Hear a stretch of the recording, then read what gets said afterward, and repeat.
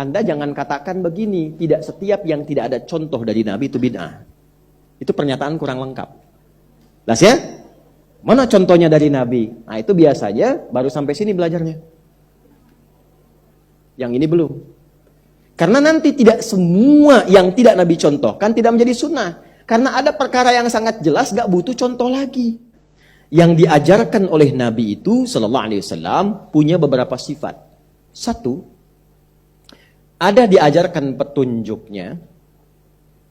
Kalau sudah saya sebut petunjuk, itu saya beri nama khusus, sebut dalil namanya.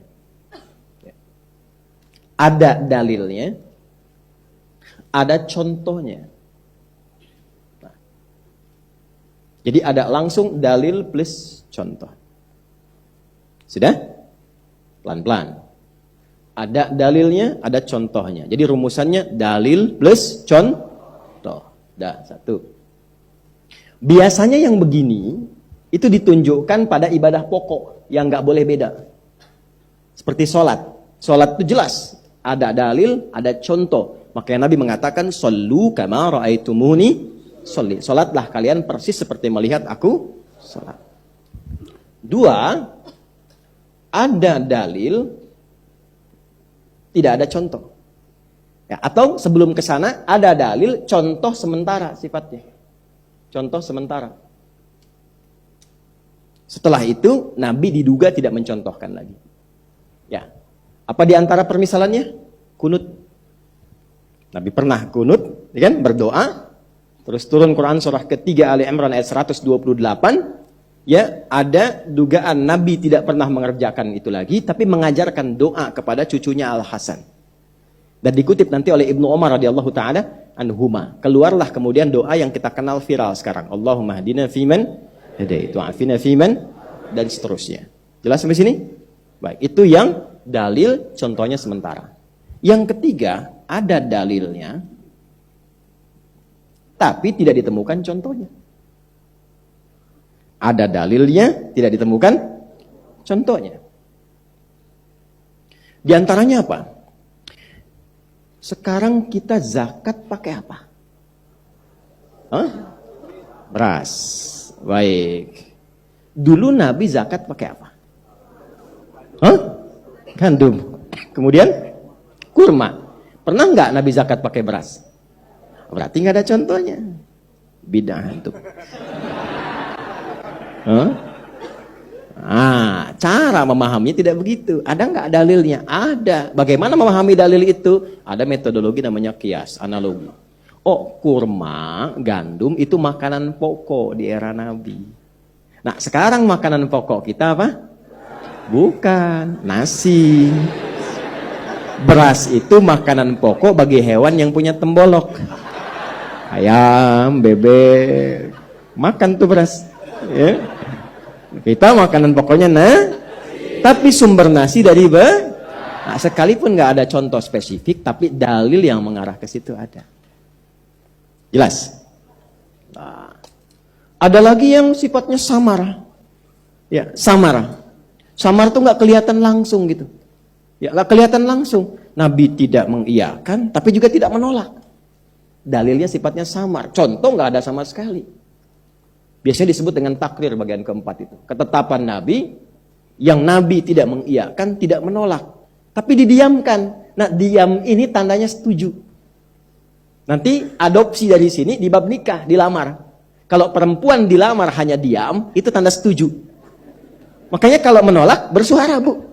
Jangan diam. Ya, kaidah usul fikihnya berbunyi, as-sukutu alamatu he'eh.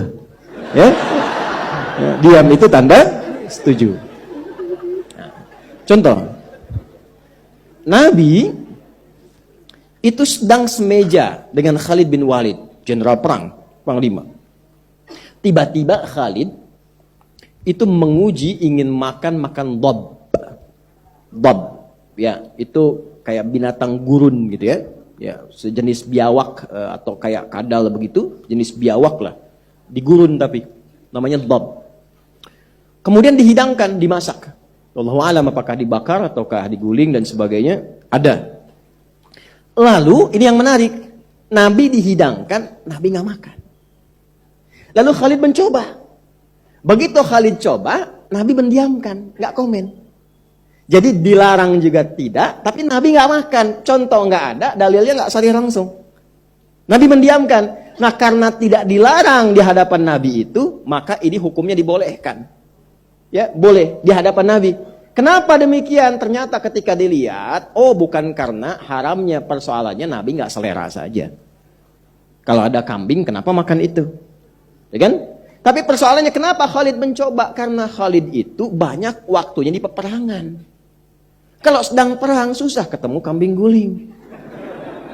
Yang ada kan hewan begini, kalau nggak tahu hukum gimana makan? Nanti itu diadopsi oleh pasukan khusus kita. Apa hukumnya makan ular? Apa hukumnya makan singa misalnya? Apa hukumnya makan harimau? Nggak ada yang biasa-biasa. Kalau nggak tahu hukum begini, susah menemukan hukum. Kelaparan sendiri. Kata musuh nggak usah diserang, ntar mati sendiri. Nah ini hukum 4. Nah keempat-empatnya ini kalau sudah ada, ini dasar dulu ya.